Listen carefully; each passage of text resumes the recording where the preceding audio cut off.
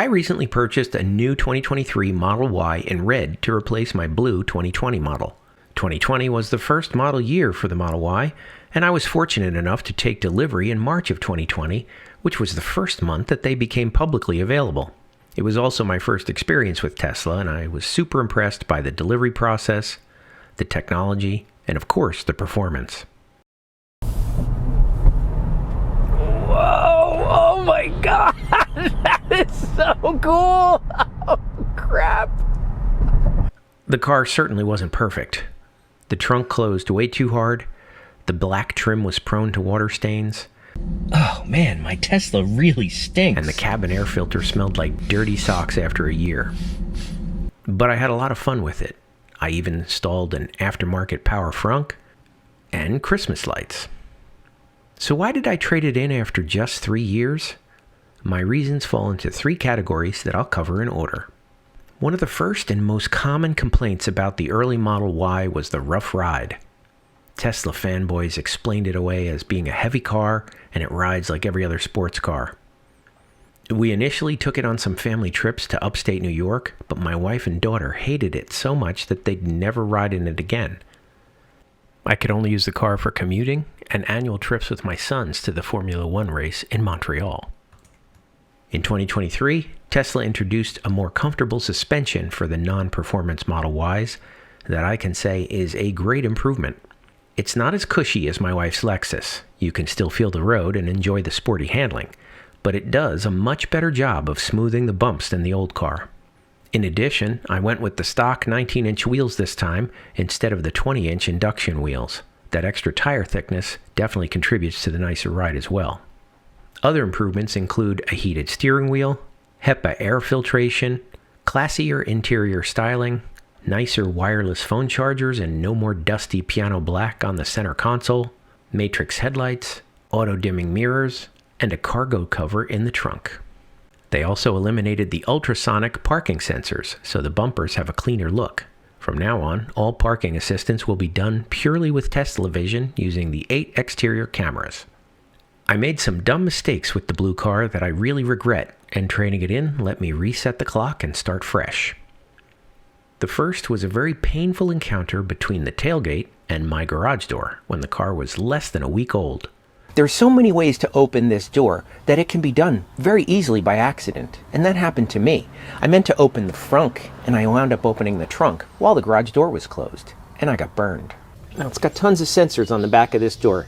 You would think they would use them to prevent the door from opening by accident, but it didn't, and I got a little scratch right here. That dent was purely my fault, and it haunted me every time I looked at the car.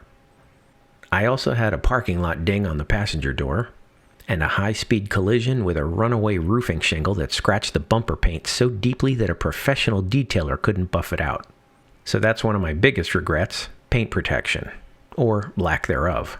Normal driving takes a toll on paint, and it's especially visible with dark colors. This time I got smart.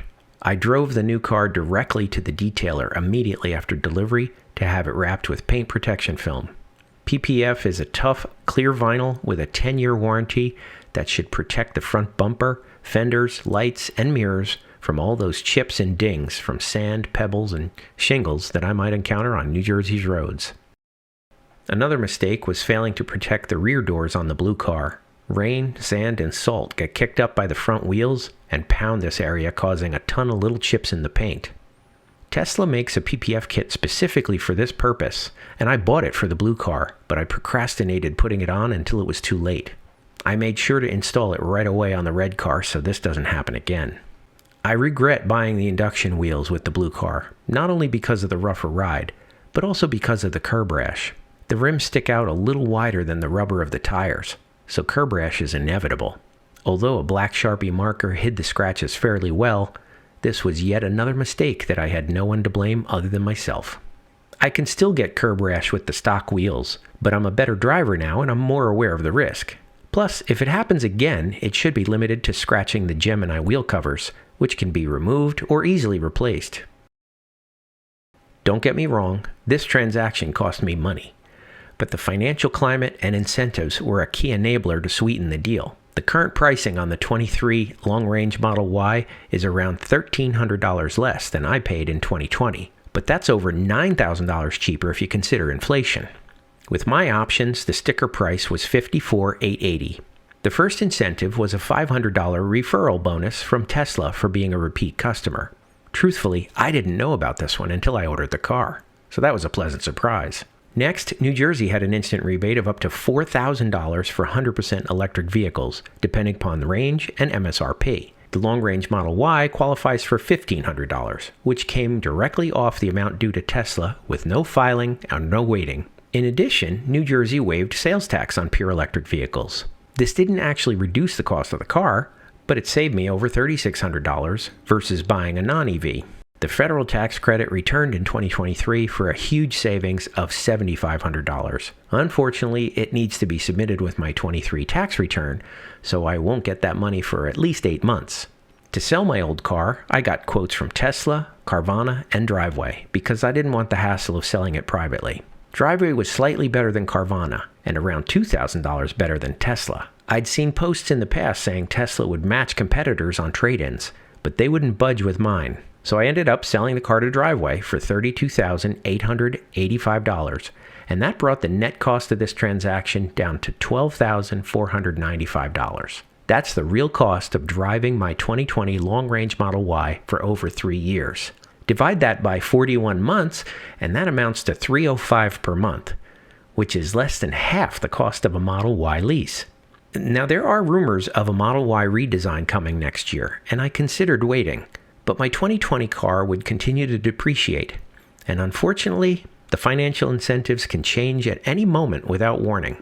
So I decided to pull the trigger now and lock in those incentives rather than waiting to trust the rumors. Do you agree with my logic and think I made the right choice? Leave me a comment and let me know. And please give this video a thumbs up if you liked it, and I'll see you in the next one.